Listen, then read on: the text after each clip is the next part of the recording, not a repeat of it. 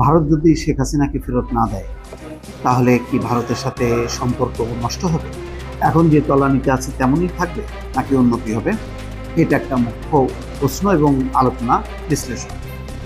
নানা পক্ষ, গণমাধ্যম সহ আন্তর্জাতিক বিশেষজ্ঞরা এটি নিয়ে বিশ্লেষণ করছে যে ভারত চাপের মধ্যে পড়ল, যে নোট ভার্বাল দিয়ে শেখ হাসিনাকে ফেরত চাওয়া হয়েছে ভারতের কাছে।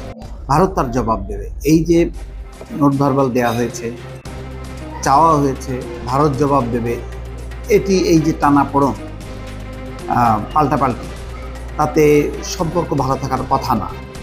কিন্তু পররাষ্ট্র উপদেষ্টা তৌহিদ হোসেন বলছেন, হাসিনাকে ফেরত না দিলেও ভারতের সঙ্গে সম্পর্ক নষ্ট হবে। বাস্তবতাটা কি, নাকি এটা শুধু কূটনীতির ভাষা? এটাও বিশ্লেষণ করার অপেক্ষা রাখে। ভারতের সঙ্গে বাংলাদেশের সম্পর্ক বহুমাত্রিক। ব্যবসা বাণিজ্য, আঞ্চলিক, চিকিৎসা, শিক্ষা, নানা প্রসঙ্গে এটা বলার অপেক্ষা রাখেন। এটা সবকিছুই স্বীকার করবেন যে ভারত বাংলাদেশের সঙ্গে নানাভাবে জড়ায় আছে, বাংলাদেশও নানা কারণে জড়ায় আছে, একেবারে পানি থেকে শুরু করে সব কিছুতে। সুতরাং এত বড় প্রতিবেশী, তাকে তো উপেক্ষা করা যাবে না, এটা বাস্তবতা।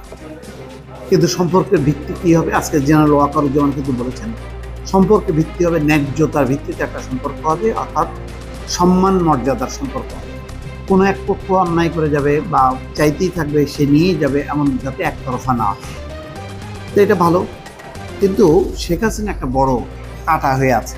শেখ হাসিনা যদি ভারত না হয়ে অন্য কোনো দেশে থাকতেন, তাহলে কিন্তু আজকের এই যে সম্পর্ক নিয়ে এই যে টানাপোড়েন, ভেতরে ভেতরে যে একটা চাপা উত্তেজনা, সেটা কি থাকতো? না, থাকতো না। ধরেন শেখ হাসিনা 5ই আগস্ট এরোপ্লেন নিয়ে চলে গেলেন দুবাইতে। অনেক বিদেশি শাসকরা যেভাবে পালিয়ে যান, সেইভাবে যদি অন্য কোনো দেশে যেত, তাহলে দুবাইয়ের সাথে কি আমাদের সম্পর্ক খারাপ হতো? খারাপ হতো না।